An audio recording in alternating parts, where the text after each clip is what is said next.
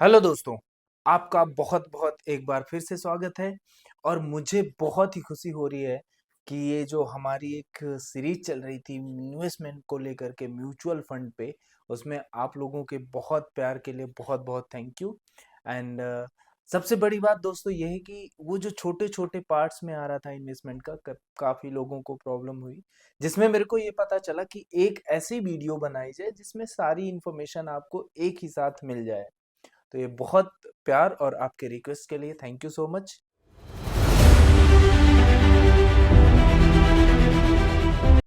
सो दोस्तों बात करते हैं, अगर स्टार्टिंग करते हैं हम कि कहाँ से म्यूचुअल फंड स्टार्ट किया जाए, क्योंकि एक ये ऐसी चीज है जिसमें आपको बहुत ज्यादा नॉलेज की जरूरत नहीं है, आपको बहुत ज्यादा स्टडी की जरूरत नहीं है और आपको ऑफ कोर्स बहुत ज्यादा समय की भी जरूरत नहीं है दोस्तों।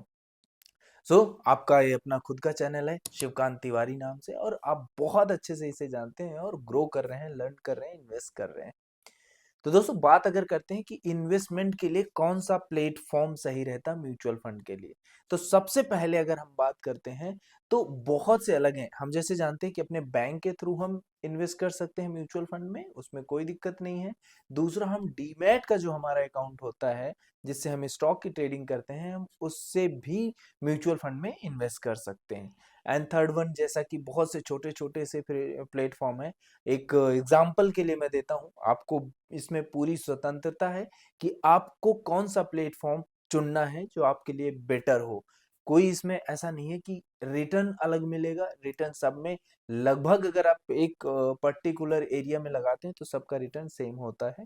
सो छोटे छोटे अमाउंट के लिए फोन पे भी आपको प्रोवाइड कराता है इन्वेस्टमेंट के लिए म्यूचुअल फंड में। अब बात करते हैं कौन सा म्यूचुअल फंड किसके लिए सही है। तो दोस्तों उसके लिए सबसे पहले आपको फोकस करना होगा अपने गोल पे कि मेरा गोल क्या है। जब आपके गोल डिसाइड हो जाते हैं तब फिर आप इन्वेस्टमेंट में जाते हैं। अगर आपको ये कि यार मैं ज्यादा रिस्क नहीं चाहता और मैं उम्र के ऐसे पड़ाव में हूं जिससे मुझे रिस्क लेने की ज्यादा कैपेसिटी नहीं है, तो आप ऐसा कर सकते हैं, इंडेक्स फंड में लगा दें। अलग अलग होते हैं, डेप्ट फंड में लगा सकते हैं, इन्वेस्टमेंट फंड में लगा सकते हैं, कि आपको इंडेक्स फंड में लगा दें। सिंपल सी बात है। उसके बाद दोस्तों अगर देखते हैं कि हमें सबसे पहले चेक क्या करना है, तो चेक करना होता है आपको एक्सपेंसेस रेशियो। कंपेयर करिए दो चार जगह पे सबसे ज्यादा एक्सपेंसेस रेशियो किसका है। एग्जिट लोड आपको चेक करना है। बहुत ज्यादा टेंशन नहीं लेना, लोड नहीं लेना आपको एग्जिट लोड के लिए, क्योंकि वो मोस्टली एक साल में जीरो हो जाता है, एक साल तक के लिए ही बाउंड होता है।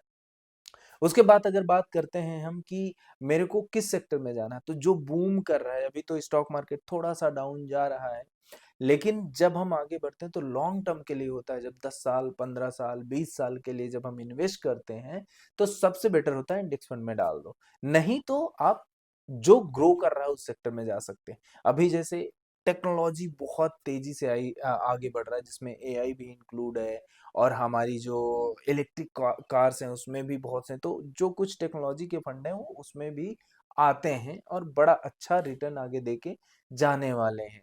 तो ये आपको समझना होगा और आपको रिसर्च करना होगा। बेसिक इन्फॉर्मेशन इतनी, फिर उसमें बहुत से सेक्टर आ जाते हैं, बहुत से डिफरेंट टाइप के फंड्स आ जाते हैं। थोड़ा और स्टडी और टाइम लगाते हैं तो बेटर रिजल्ट आपको मिलते हैं।